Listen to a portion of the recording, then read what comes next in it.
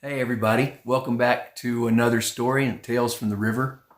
The other day I told you a story about Uncle George. Uncle George was my dad's uncle and real grouchy, and he lived with the family. And I got another Uncle George story for you. And this was told by my dad, Edgar Lucas, and my uncle, Uncle Ray. Kurt, our older brother, was always doing something. He was always hunting and trapping, and he built all kinds of traps to catch all kinds of animals like coons and possums and otters and bobcats.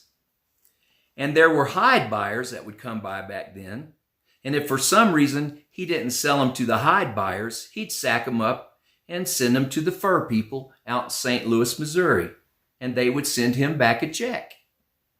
Well, one time he caught a bunch of old wildcats.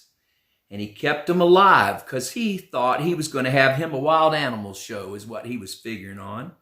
So he built him a pen about 20 feet long or so with little cages. And in the front, it had a drop door, that just pulled up and dropped down. So he kept his bobcats in there.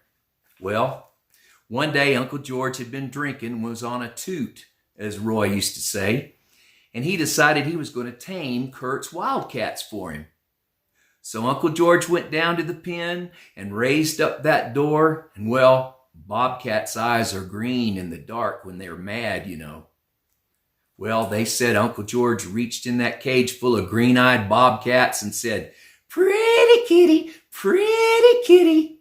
And as soon as he did, they let out some howls like you ain't never heard. And he ended up with 9 holes in his arm. Well, I hope everybody enjoyed that story, and thank you for stopping by.